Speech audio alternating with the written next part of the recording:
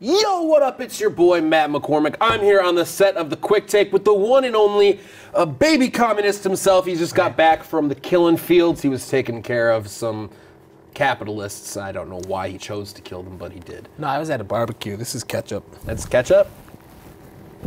Mm-hmm. That looks pretty gross. We just got back from seeing Suburbicon. Yes, we did. George Clooney's movie, written by the Coen brothers, starring Matt Damon, Julianne Moore, Oscar Isaac, some kid. We're gonna check the validity of this ketchup here right after we do a theme song.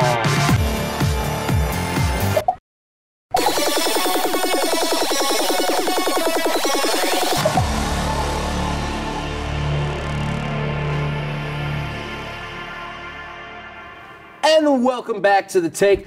Horatiu and I just saw Suburbicon. Yes. And here's the plot synopsis from IMDb. A home invasion rattles a quiet family town. That's really short. That's all it is. That explains my getup, right? Does that make sense now? No, not even close. So, Suburbicon, written by the Coen brothers, directed by George Clooney. Which I think is his directorial debut. It's not his directorial debut. This is the first movie that he's directed that he didn't act in. So maybe first time not having to work super hard, but definitely not his first. No. Which is kind of a shame because this movie definitely feels like it could have used that Coen brothers touch behind the camera, not just in the script. Yeah, you could really taste it. Watching the movie, I was like, there's some Coen brothers in there. You can feel it from the writing and what happens, but when it comes to directing, it kind of fell flat, real hard. You know, I feel like we can't really talk about this movie without going into spoilers. Absolutely. So if you want to see Suburbicon and you don't want to be spoiled by it, fast forward to the end of the video so we can get the full view for it. If not, enjoy. Yep. All right, cracking right into it. Matt Damon's character. Yes. What the hell? I don't know. I think you could say everyone's character, save for a couple. What the hell? I feel like there was a lot of weird idiocy, I guess you'd say, that you can't believe that these characters actually exist in life. The movie takes place in a suburb, obviously. It takes place in 1959. Oh, I didn't even know that. Yeah, there's a little montage beginning. It's kind of like a move here kind of commercial, and they said 17 years since, or 12 years since 1947. Gotcha. So I just added 12 Way to to do 47. Math. All right. Yeah.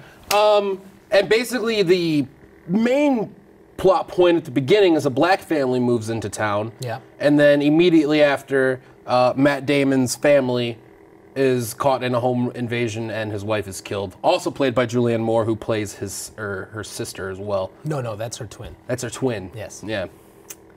It's not her twin. Jessica Moore. I don't know. I couldn't think of a name that rhymed with Julianne. That's the basic premise of the movie. You come to find out that this is a kind of a hired gig. It's an insurance scam. Of course. It's the typical Coen brothers without the Coen brothers, if that makes sense. I got a lot of burn after reading from this without any of the charm. I think he had the same glasses that he had in Burn After Reading. Thinking of Brad Pitt. It. And George Clooney. The movie started off with a lot of promise. It wasn't really that fun, and it really plodded along. I don't know if you felt that, but it was an hour and 44 minutes, and I was like, oh my God, like, let's get to where it happens. And when things kick off, it's actually entertaining, but that only lasts like 20 minutes. And then it's just boring until the next part. I didn't like what they did with the black family. Yes. Start off the Myers, I think they were called. Yes. You had a chance to do something really unique with segregation and kind of bringing everybody together, and they just dropped the ball entirely, and they kind of just made it seem like everything was the black family's fault. Yeah, they tried to do that, and I get what they were doing too. I think that was just the Coen brothers style, you know, misdirection. It's just like juxtaposition, you know, these people are rioting outside the black family's home, trying to get them to leave. And next door, you got someone getting murdered. Yeah, white family just tearing each other apart and getting killed by the mob and all that good stuff. You know, a dad threatening his little son that he's going to kill him if he doesn't go along with the plan. Yet next door, they're just trying to live and watch TV, and they're black, so everyone's rioting. So it was a cool juxtaposition when you actually think about it. It didn't play into the movie at all. The inclusion of them had no effect on the actual plot or the characters or anything like that, other than everyone being like, "Did you meet your new neighbors? Right, but I see who moved in down the street." Yeah, but I think, like I said, they were just intending it for a red herring, like the Coen brothers generally do, but it just didn't necessarily work as well. Now, for you, yes, was Oscar Isaac the only charismatic person? Because that's how it felt for me. I actually liked the kid, but Oscar Isaac was actually pretty charismatic. I just want you all to know that you can get third billing in a movie and only be in it for literally 2 scenes. I mean, he was in there for, what, 10, 15 minutes before they killed him? Yeah. With lye, like the worst way to die. She poisoned him with lye. He could have gotten away and lived just fine. Matt Damon put the fire poker. You could say that she didn't let sleeping dogs lie. You could say that she lit the fire. Ah, I don't understand that. Because it's a fire poker that he beat him with. Oh. Yeah. Mine was better. And speaking of killing off characters, it was extremely predictable, don't you think? Oh, the whole time. Yeah. Within the third scene, I kind of figured out, oh, he killed his wife. And then I was just like, the only question I had was why. And then they found that one out very quickly. It was like, when we get the insurance money.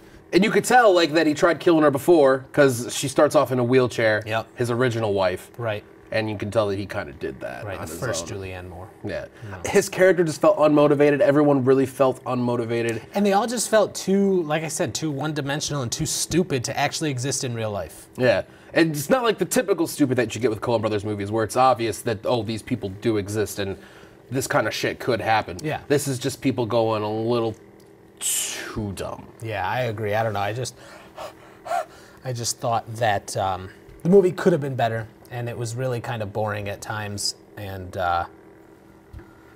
there's not much more to say, I think. There really isn't. Yeah. As far as George Clooney movies go, you have things like Good Night and Good Luck and The Monuments Men before that, and The Ides of March, which are okay movies, but they're definitely all better than this. And I feel like maybe if you replaced Matt Damon with George Clooney, we actually would have had a good movie. That's an idea. Right? I feel like there's not a whole lot we can say about this movie outside of it was boring, predictable, and just kind of a movie. C-tier Coen Brothers schlock. Yeah, and you know, they tried to get what a Coen Brothers movie is, as we keep saying, but it just didn't.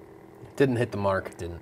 All right, so Horatiu, what are you going to give this out of 5 whatevers? I'm going to go so far as to say I was going to give it a 2.5 out of 5 whatevers, but talking to the Swedish youth and yourself on the ride home, I think I'm going to give it a 3 out of 5 Matt Damon broken glasses, you know, because those are real D glasses. They don't break that easy. Well, I'm going to put these back on then. The movie was good. It was slightly entertaining. Had us laughing at times where I don't think it intended to have us laughing. And yeah, it's a movie. I would enjoy it on a, weeknight. I'm gonna give this 2 Team America Matt Damons out of 5. I found it boring, predictable. I didn't really think it was funny at all outside of the occasional chuckle. It really didn't have the black humor that I expect out of the Coen Brothers. All right, everybody, that's gonna do it for us here today. Be sure to like and subscribe this video and our channel if you haven't already. If you haven't, you.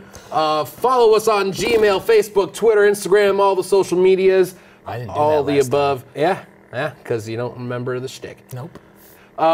Be sure to call Horatiu every morning at 586-935.